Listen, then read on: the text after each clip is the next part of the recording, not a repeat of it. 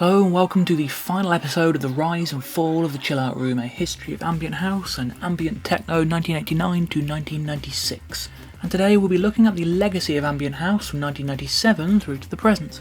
I tentatively played with the idea of making a whole series on this topic, but frankly it would have involved listening to way too much new music and I would have gone insane somewhere around the 1999 point. So you get a single video instead. The Orb released Orblivion in 1997. Although heralded by what turned out to be their highest charting single, Toxigene, it didn't do any better in the charts than Orb's Terrarum 2 years prior. The album's blend of chunky breaks and dub, touches of IDM and drum and bass, and clanging synth melodies makes it distinctly less ambient sounding than the previous few, although the most notable change was the number of tracks, with 12 in total, all running to less than 10 minutes.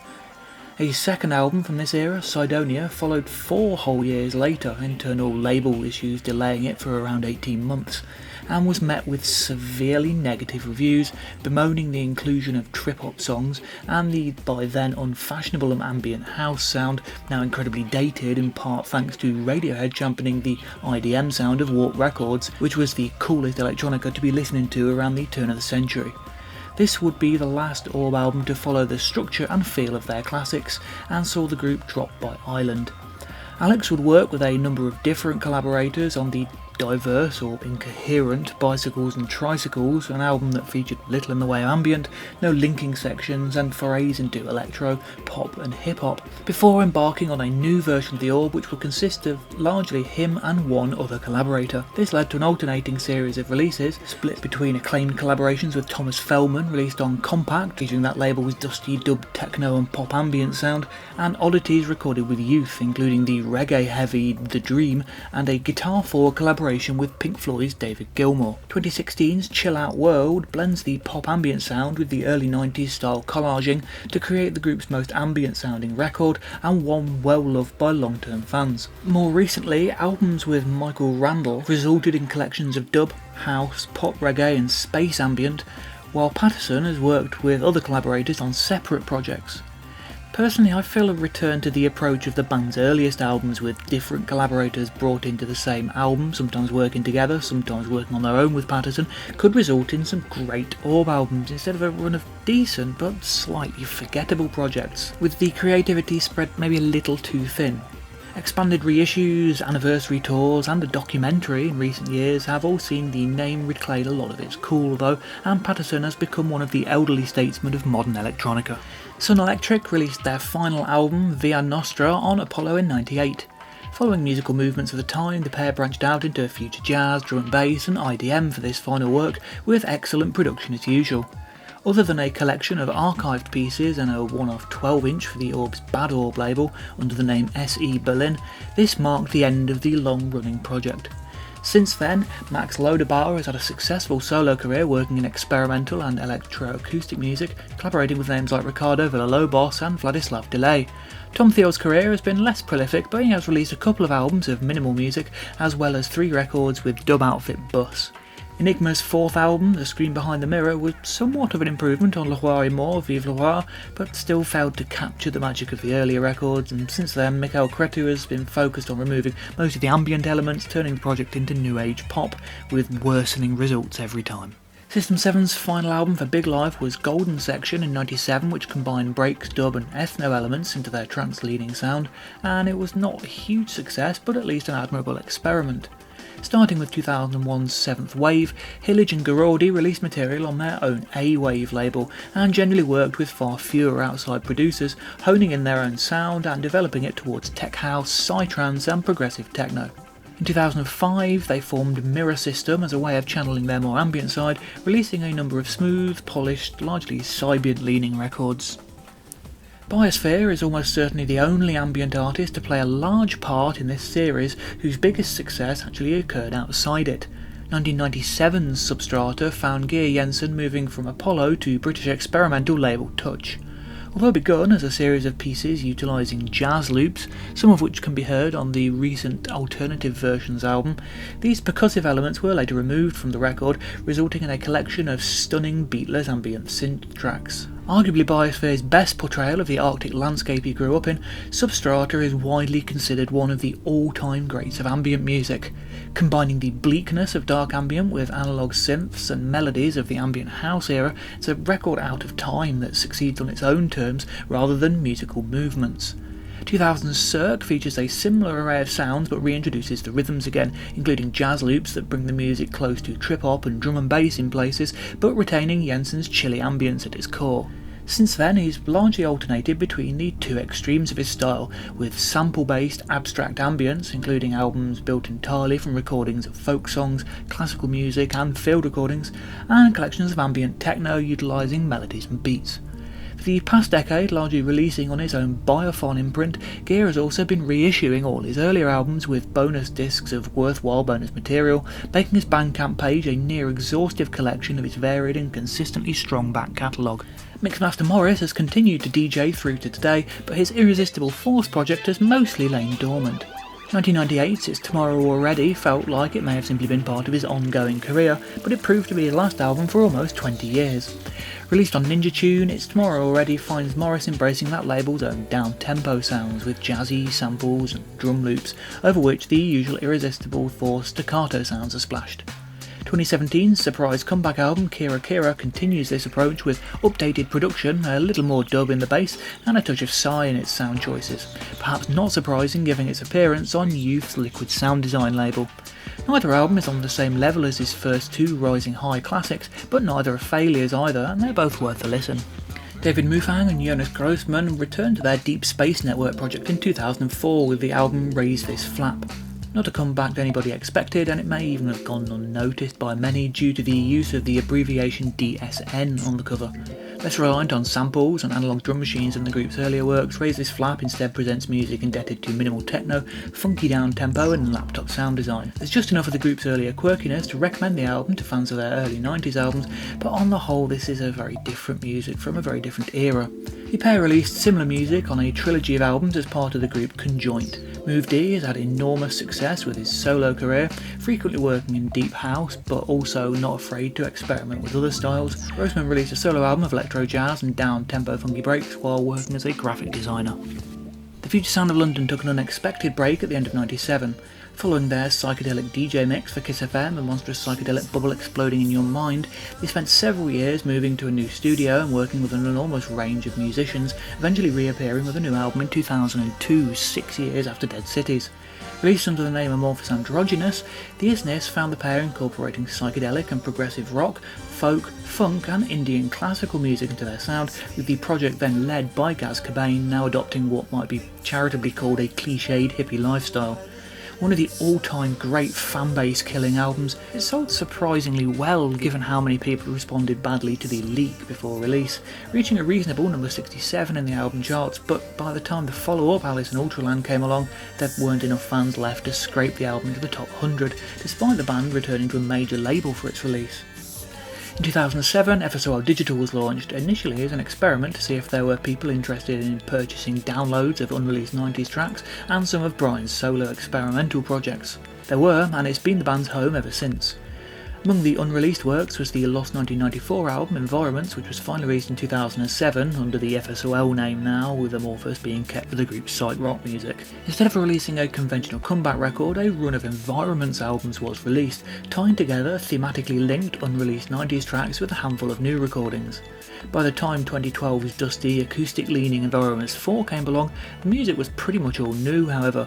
Environment 5 featured strong elements of the progressive Amorphous Androgynous sound, while the Environment 6 trilogy of albums focused on skittering IDM miniatures. For the varied Environment 7 trilogy, the albums are all given distinct names: Rituals, A Space of Partial Illumination, and Where All Is Ending, even though Where All Is Ending is only listed on the back cover. Countless other releases have come out through FSOL Digital, including a couple of very strong FSOL albums, Life in Moments and Music for 3 Books, plus subscriptions for monthly tracks, countless side projects, and further Amorphous Androgynous material. Since the reappearance of FSOL, Amorphous has abandoned its more electronic leanings, and Cobain, when not online ranting about conspiracy theories, spends his time trying to create the perfect psychedelic rock album. The group were briefly more widely discussed for a few years when brought on board to produce a scrap Noel Gallagher album on the strength of their monstrous psychedelic bubble DJ mix CDs. On 1997's Big Men Cry, Toby Marks finally put out a Banco De Gaia album I could really get behind.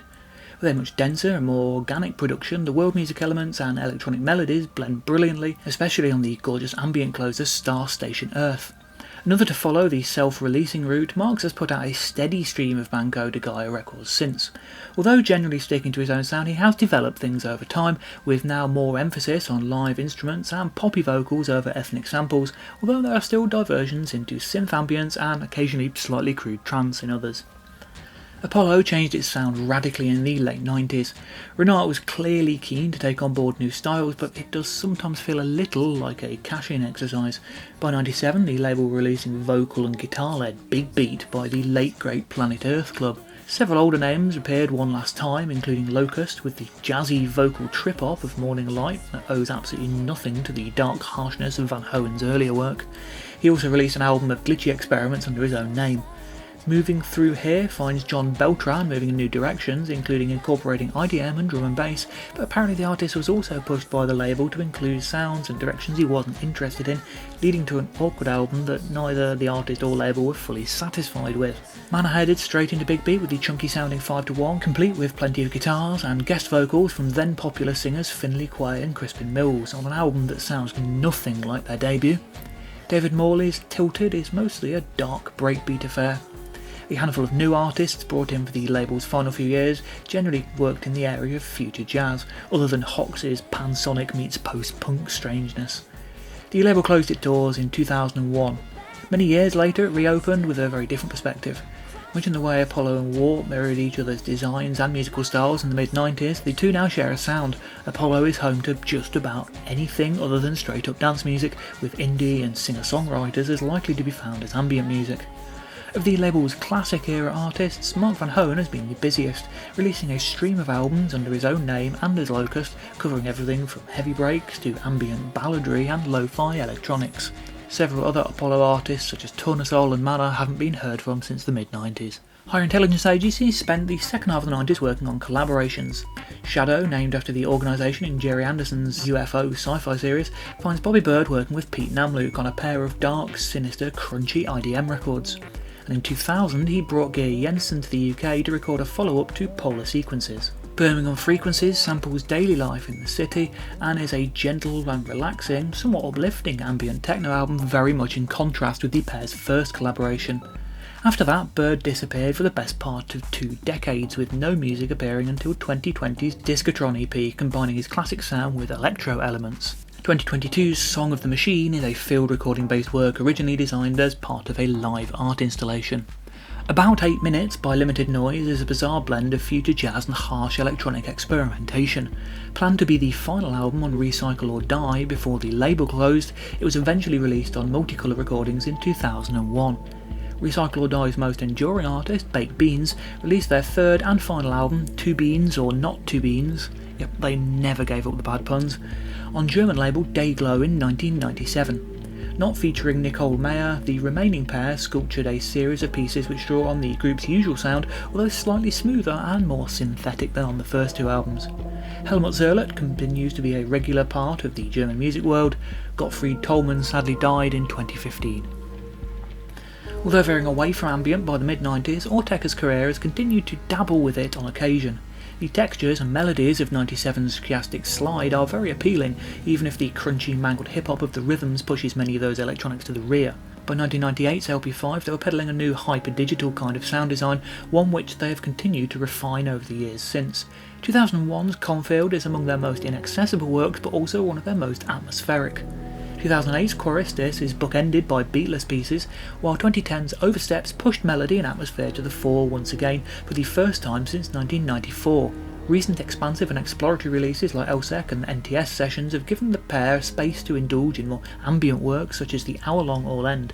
The occasional track aside, Aphex has never really turned to ambient, although in his massive SoundCloud dump, where he released hundreds of tracks for free, there was at least an album's worth of selected Ambient Works 85 to 92 material, and Ambient Works Volume 2 was reissued in an expanded version, featuring a reversed orchestral version of Rhubarb, the unreleased track TH1 Even Slower, and bizarrely not Red Calcs, which is a beautiful track from the SoundCloud dump. He has hinted at an expanded version of his first Ambient Works album, but as with all the things he talked about on his SoundCloud, nothing really seems to have happened, and he's gone back to putting out sporadic EPs and ludicrously limited 12 inches exclusive to gigs that basically exist to keep scalpers in pocket.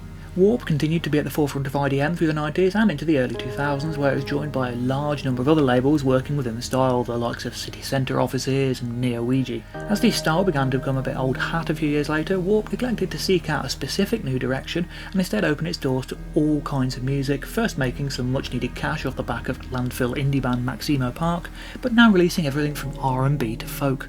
The third Human Mesh Dance album was due to be released on Silent, but with where that label ended it never came out, and instead Taylor Dupree opted to self-release it, forming new label 12K to put it out. 12K was named after the debut album by his Project Arc. Cutting back more of the rhythmic aspects of his earlier works, The Secret No. 12 closes out the Human Mesh Dance project on its strongest release, a work of haunting spectral ambience. Sadly limited to 500 CDs, this highly desirable album goes for ludicrous sums online now and is strongly overdue a reissue. 12K then became home to several of his own minimal techno projects and collaborations, and soon opened its doors to new artists. Dupree was one of many who quickly began to surgically remove the techno from his minimal techno, starting the 21st century by releasing quiet but often harsh digital tones and noises, while an early label signing was Shuttle 358 and his Clicks and Cuts masterpiece Optimal LP. For the next few years, 12K would become one of the key labels in the Microsound and Glitch worlds alongside the likes of Melee Plateau and Rasta Noten, before gradually introducing warmer, processed acoustic elements into its sound. With an evolution as slow and steady as the music itself, 12K has eventually become home to a distinct kind of textural ambient, with acoustic instruments, field recordings and tape hiss becoming key sounds in its output. Operating at the centre of a web of globe-spanning ambient labels, groups and musicians, such as Home Normal and Route 40, Dupree's label is enormously influential and important, despite its modest beginnings, aims and aesthetics. A world away from 90s ambient, but a major player in the style's 21st century development. The later Ambient Systems releases, no longer on Instinct Ambient but released sporadically on Instinct itself, focus largely on these same glitch and clicks and cut sounds favoured by its former artists. Instinct Ambient itself released one album in 97, the dub of Air Liquide member jamming units Deaf, Dub and Blind. Instinct largely moved away from dance and electronica, and by the turn of the century had a large output in smooth jazz of all things. 1999's Double Fine Zone found Jonah Sharp taking the Spacetime Continuum project into the world of jazzy breakbeats and funky house, replete with saxophone solos. It will be the final album by Sharp's main project, although recently it did release a collaborative live record with Its Own Infinite Flower on Carpe Sonum, an album that recalls the peaks of the 90s fax era. Sharp has remained busy, however, collaborating with countless other musicians, including Tetsuya Inoue on the glorious melodic ambient techno of Instant Replay, and how that ended up on a major label I'll never know. Mixmaster Morris on the dubby IDM of Quiet Logic, a sadly forgotten album that recently received a very much overdue reissue on We Release Whatever the Fuck We Want records. A run of electro and deep house 12 inches with Jason Drummond as the Loose Control Band. A pair of new housey Reagan's albums with Move D, as well as the pair's work as part of the more experimental collective Mulholland Free Clinic.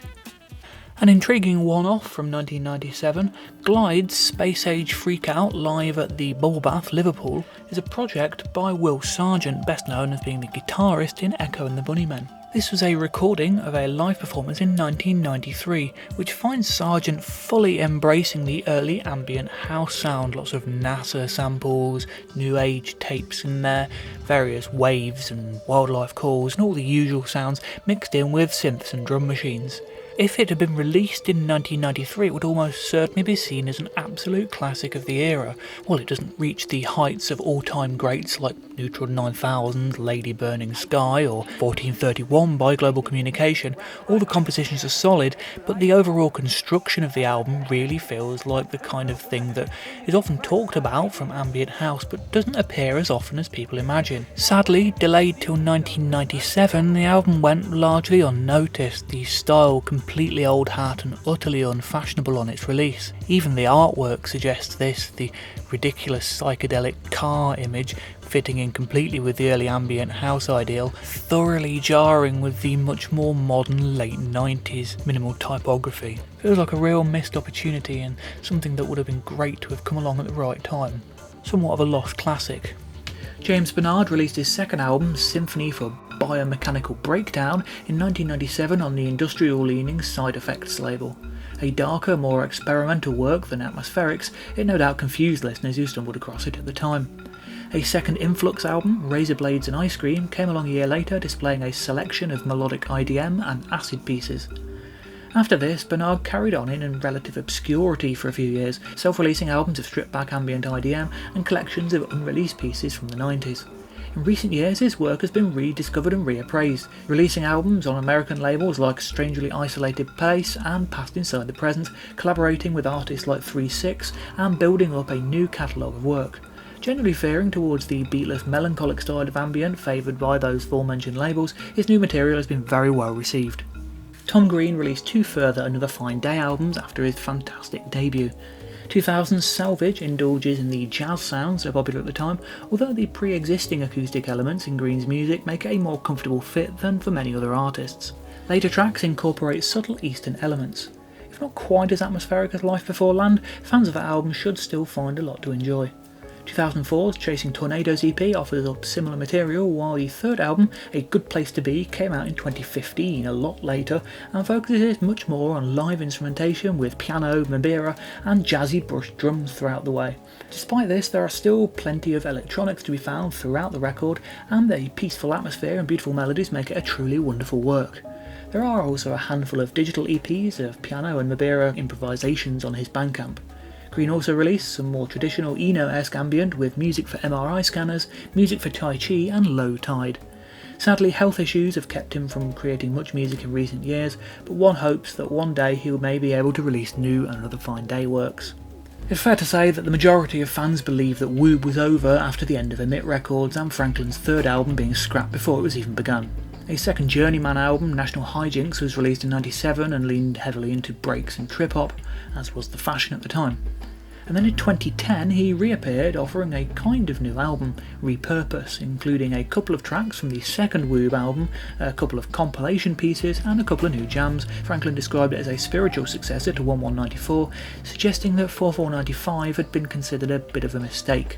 I'm with Paul on this is a pretty good follow-up to his debut.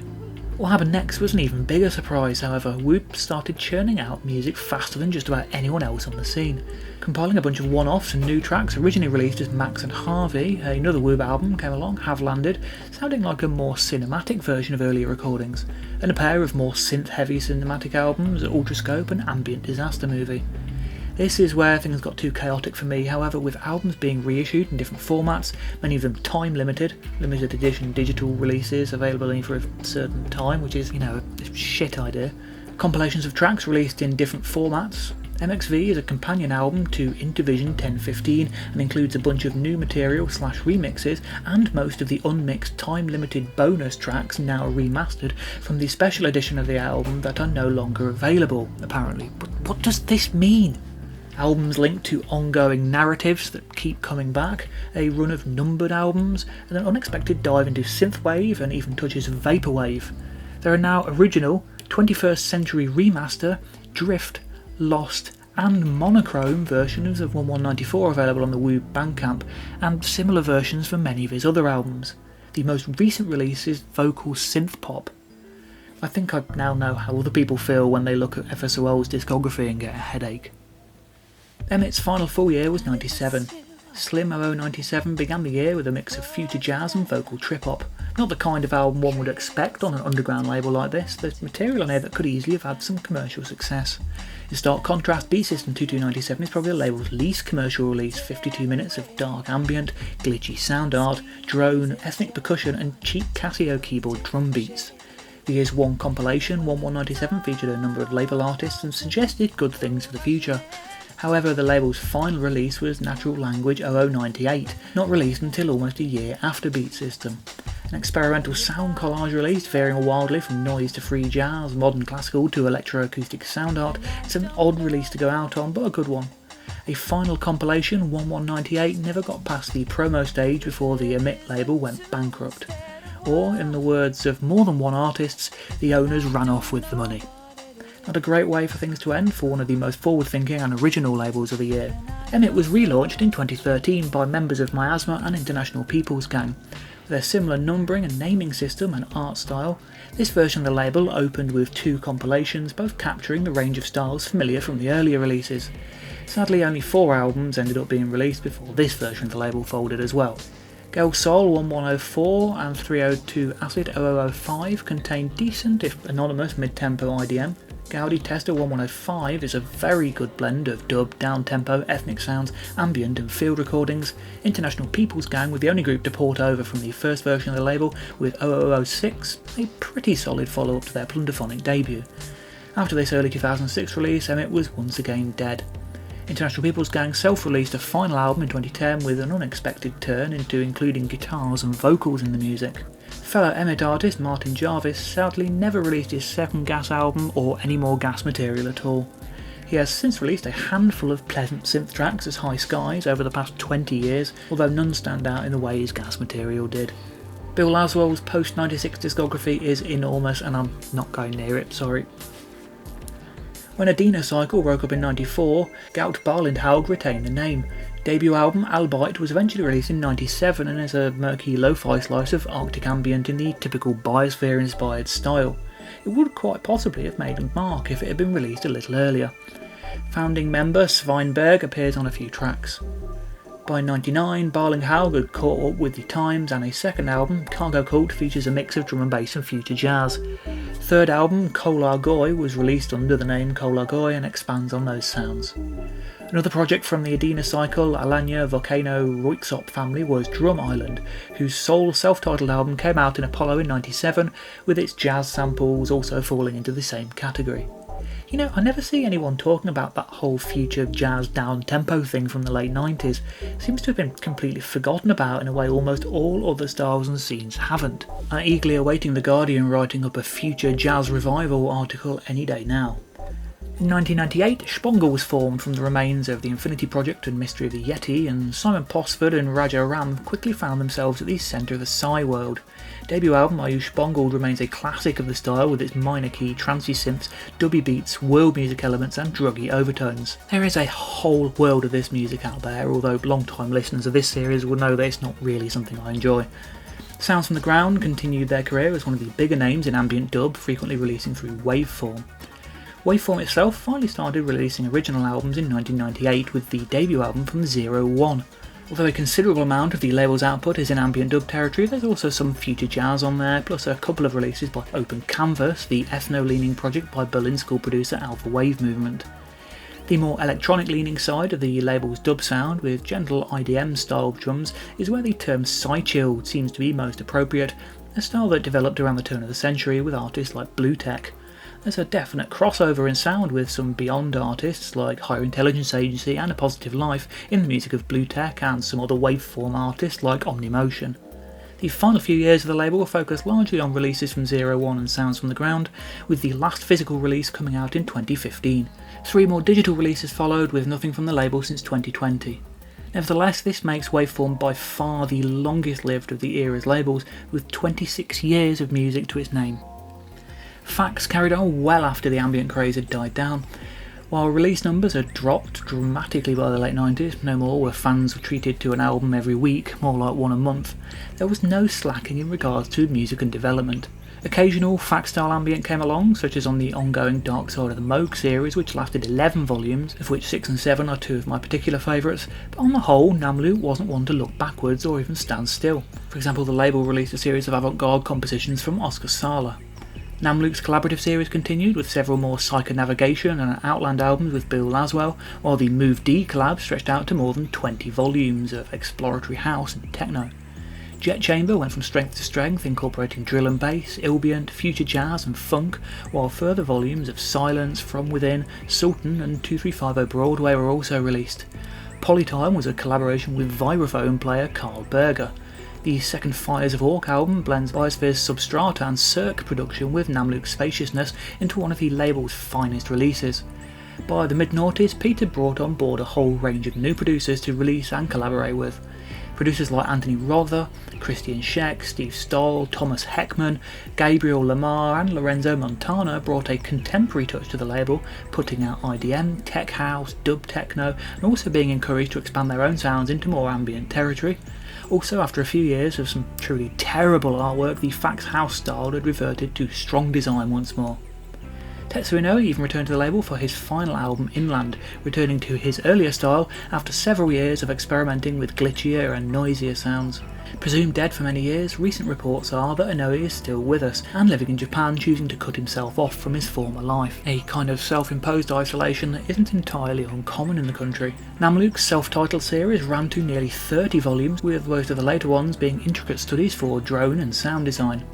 For the label's 20th anniversary, Pete allowed himself a little nostalgia and released a demo he received from a musician called Mick Chillage. The album Faxology was the first time a fax release had intentionally looked to the past, recalling the label's classic ambient sound. Chillage's collaborative project with Lee Norris, owner of NeoWeG and Text, was called Autumn of Communion, and its first release came out on fax in late 2012. Tragically, it was also the last album to come out on the label. On 8th of November 2012, Pete Namlook passed away from a heart attack, aged just 51. One of the biggest contributors to home listening electronica of the 90s and noughties, Namlook's loss was felt throughout the electronic music community. The following year, Fax's US distributor, Irrational Music, compiled and released Die Welt ist Klang, a tribute to Pete Namlook, a staggering 8 CD box set of music by artists who wanted to pay tribute. The first 4 CDs featured tracks by artists who released on the label, with an astounding lineup featuring everyone from Bill Laswell to Biosphere, Move D to Dan Pemberton, Richie Hawtin to Spacetime Continuum, Oliver Lieb to Gaudi, and even an unreleased Namlook piece recorded with Lorenzo Montana. The remaining 4 CDs featured music from fans. What started as a one-off tribute very quickly became a label. Carpe Sonum began releasing albums that had been slated for release on fax before Namlook's passing.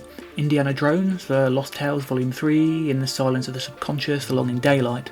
Very quickly, however, it became home to new music from fax artists, with early releases on the label by Mick Chillage, Autumn of Communion, Christian Scheck, Lorenzo Montana, Gabriel Lamar, further material by Thomas P. Heckman, plus more recent albums from Massimo Vivona, Octopus, Spacetime Continuum and Dr. Atmo. Other artists who've released on the label include Airwaves, David Morley, Dr. Mott and Ambidextrous. Since then, Carpe Sonum has become home to musicians operating with the general sound of 90s ambient, a style which has had comparatively few homes these days, especially for those still interested in releasing on CD. The label is now marching steadily towards its 100th release, and there are very few clunkers in the catalogue.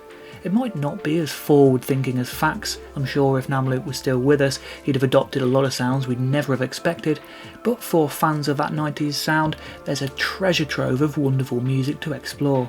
There's so much music on the label, still a few I've not explored myself and a lot I've only listened to once or twice, but some great starting points I'd happily recommend are the gorgeous ambient synthscapes of Mick Chillage's Sourdade. Is that how you pronounce that word?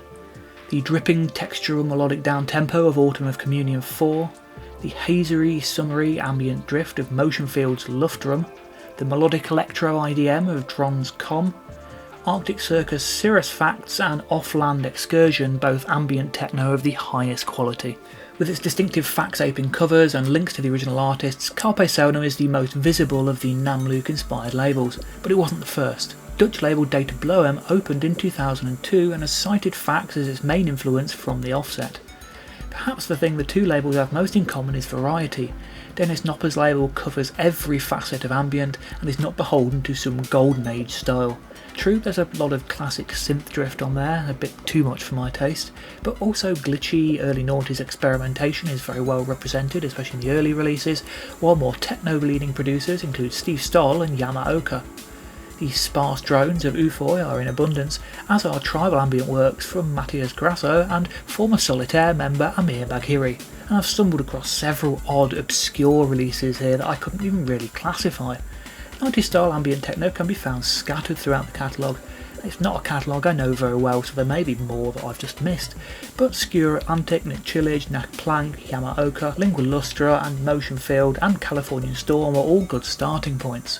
Former sister label DataObscura, now based in Canada, is a different affair entirely. Strange little cottage industry that only seems to release albums by 2 artists these days and puts out short runs of CDRs which seem difficult to actually get a hold of. Mostly focusing on droning synth ambient at this point, it's only tangentially related but has a lot of excellent material. Lee Norris of Autumn of Communion and in earlier years IDM Project Mathematics ran NeoEG for many years before starting up the Text label. This was another that filled the fax gap after Namluke's death. As with Carpe Sonum, there's an emphasis on beatless ambience a lot of the time, but also plenty of ambient techno in there too. Former fax artists Dr. Atmo, Autumn of Communion, Lorenzo Montana and Move D are all represented. Autumn of Communion's Metal, Sage Taylor's Rain Time, The Angling Loser's Arena of Apprehension and Ishq's Form are highlights for me. In 2018 the label changed hands to a new owner and was relaunched, and among this new version of the label's releases are Synesthesia by Beta Consciousness and Ad Astra by Confluent Phase, both of which are among the best ambient techno records I've ever heard, easily up there with the classics of the original era. Some very strong Gas 0095 vibes from them, definitely check them out. When Norris stepped away from Text, he opened up a new label, Fantasy Enhancing. Initially putting out albums in DVD case-sized digipacks, Fantasy Enhancing opted for more ambient techno and IDM over straight-up ambient drift. Cy Matthews, Decoding Signals, Offland and Spectre Sierra, Continental Drift, Sven Kussler and Cy Adams, A Constant State of Flow, and World Circuit, Desolate Snow Roads are my recommendations here. There's a huge crossover of artists within these labels, much as there was with ambient labels in the 90s. An excellent artist with several releases on these labels is Offland, and I definitely recommend checking out his 2017 album On Earth, which was released on Stasis Recordings, another great example of 90s ambient techno, ambient dub style music. Norris also runs Neo Tantra, a home for minimal and drone-based ambient. Originally releasing CDs, it's now largely a digital-based imprint, puts out a hell of a lot of music, often for free during its first few days, and some fantastic various artist compilations.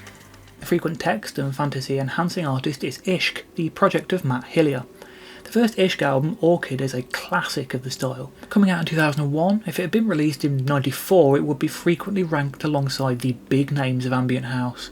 A gentle, exotic landscape with gorgeous synths, occasional beats and field recordings is nevertheless still a widely loved album. Following its surprise success, Hillier struggled to know how to follow it up and so instead turned to side projects and experiments. This then became his modus operandi and he built out an enormous amount of material under numerous aliases in the intervening years. A lot of it is quiet, minimal and experimental, although some of the dense field recording laden drone albums like The Invisible Landscape and Flowering Mountain Earth are gorgeous environmental music. Frankly, there are way too many Matt Hillier albums to keep up with and I can't give a detailed guide. I'm about 15 albums behind and a lot of those are just one-time listens. But for the purposes of this series, there are a few I could recommend as fully developed albums or compilations of very mid-90s ambient-friendly music. Orchid and its limited edition bonus disc Fluid Earth, Sama, And Awake, Lotus and Sunflower. Also, Hillier's collaborations with Lee Norris as Ishqmatics have a wonderful 90s ambient dub vibe and are definitely worth a listen. Two of Ishq's albums were released on Interchill, a Canadian label which focuses on chill-out music of all kinds. There's a lot of dub and world music there and a lot of other vaguely related stuff, but it's a label with some connections to the ambient house world. Similarly, Japan's Dakini is worth an explore if you're after the ethnic dub fusion end of things like Makio. Lots of material like that there. Youth's Liquid Sound Design is another, the name standing for LSD, you'll know you're in for psychedelic music here. Once again, with Psy and dub being present in huge amount of the music, it's not something I've explored massively, but with names like the Orb, the Irresistible Force, Bluetech, DF Tram, System 7 and Gaudi present, you know the quality will be high. The other Psy-leaning label I'll mention is Ultimae. Their highly synthetic brand of Psychill isn't really my kind of thing. I just want big melodies and atmospheres and end up getting one chord with some very skillfully programmed beats instead. But there are plenty of releases on the label which will appeal to those after the more psychedelic and trance ends of ambient techno. Solarfields is a particularly highly rated artist whose more recent releases I do enjoy with their very epic scope. The Core by I Awake isn't as well known, but has a dense, active production combining textures, melodies and beats in a way that feels like a dramatic update of the 1994 sound. Circular were once an Arrigo sound and beat service act whose debut album, Nanotopia, features some of the most bizarrely brilliant sampling I've ever heard in ambient music. It was released as part of Arrigo's Future Proof series, albums designed to stand the test of time. Don't be fooled, the other two albums in this series are new age artists having a go at ambient techno a few years too late and sounding so dated already in 1997. Circular member Jostein Dahl Gjelsvik was once part of Neural Network and went on to work as Pjusk, frequently recording for 12K. All of Circular's albums are excellent, although personally I find the pre-Ultimae works more interesting through their interesting use of sampling. And of course then there's carbon-based Lifeforms. With a more overtly melodic sound, they always felt a little separate from everything else on Ultimae, and although their use of the 303 gives a psychedelic touch and they were inspired by Solar Quest, their early albums feel closer to 90s ambient like FSOL and Global Communication than just about anything else. Hydroponic Garden is a masterpiece, 11 stunningly beautiful pieces of pulsing electronic downtempo dripping in atmosphere. World of Sleepers brings the beats a bit harder, which appeals to me less, but it appears to be a fan favourite. Interloper brings in more emotive elements and an epic scope which sounds a little inspired by post-rock and is absolutely gorgeous. Derelict brings together elements of the three albums and trenches them in reverb. The most recent release, Seeker, drops the ambience a little but retains their usual beauty. For those more inclined towards beatless ambience, the albums 23, VLA and Stochastic all come highly recommended. Not associated with any of the labels of the era, but definitely of note to fans of the sound, Jack Anderton creates music that collages together countless samples along with his own compositions on acoustic guitar and synths. His album The Moment features sounds which draw comparison to The Orb and FSOL, while Riparian Forest takes on more epic jungle and desert landscapes, as often heard in classic ambient house albums. His most recent recording, Veil, features a significant influence of Another Fine Day in its pastoral landscapes of the English countryside, painted through use of melodic synth work and down-tempo drums. All of his albums can be found online for free and deserve a much wider audience. While ambient in the 21st century has regularly been reduced to a definition of beat-free electronic music, and there are hundreds of labels putting out that kind of stuff, many of them great, some subpar, there are also labels that haven't been afraid to combine the same atmospherics of ambient and beats of post-rave electronica in the way ambient artists did in the 90s. U-Cover, A Strangely Isolated Place, Moton 7, Anodize, Din, Touched Music, No, Aura Wire and dozens more could be mentioned. I'm sure there are many, many more I'm yet to discover. And of course there are reissue labels. As time goes on, more and more releases get reissued, especially on vinyl. Music from Memory have done a great job bringing out some forgotten gems as part of their label, including the excellent Virtual Dreams Ambient Explorations in the House and Techno Age 93 to 97 compilation, and of course Tim Humphries' Rediscovery Records with its repressings and new compilations representing Deep Space Network, Mysteries of Science, Human Mesh Dance, A Positive Life, Adam Shake, Ambient 7, Facile, Neural Network and several others. I'd love it if, within a few years of this series finishing, every album I've mentioned on it could be properly back in print in one way or another. It's not going to happen, but what a dream. And if you'll indulge me for a brief moment, I'd like to mention my own music. I've been releasing stuff for more than 20 years now under various names, although most of the earlier stuff sounds pretty bad in hindsight. But in recent years I've put out some music I'm actually proud of, and you can find that on the Bandcamp page for Enofa, which is my current alias. The releases are pretty diverse, but there are a few which are especially relevant to this series: Shattered Infrastructure, Pax Anime, Sphere and All Roads Lead to Polesworth. These were all very explicitly inspired by 90s ambient house and ambient techno. I'm not always for nostalgic music, I don't get the point of synthwave for example, but as there are so few people making this kind of stuff these days, and those who are tend to be working on the fax, synths and drum machines end of things, I just really had a desire to hear more FSOL, Orb, Another Fine Day style sample and instrument based 90s ambient, and so it's down to me to make it. Anyway, I hate promoting myself, but it's not often you have a chance to speak to an audience who might actually like what you do, so if you do fancy a listen, give those albums a check. And on that note, we have reached the end. Thank you so much for joining me on this journey, covering the development of ambient house and ambient techno. I've enjoyed revisiting so many amazing albums and discovering others, and having a bit of a bitch about some of the albums I don't like. I've enjoyed reading your comments and replying to them. I've even enjoyed piling hundreds of JPEGs on top of each other each time to make these videos. But that's your lot. Do leave me a comment down below to let me know your thoughts on all this music, give me your recommendations for new labels and artists working in this area, or any music you think I've missed over the series. My Discogs want list is chock full of releases from this series that I'm yet to find for a decent price. I'm happy to add more to it. But right now I think I'm going to listen to something else for a while. Variety is the spice of life and all that. In the meantime, if you really are after more ambient techno content, I'm running another series on this channel which covers the entire history of the future sound of London in ridiculous, tedious detail right down to every variation of every track, so do head over to that series and learn something new. As for what's next with Absent with Concept, well, I suppose I'd better start thinking about that.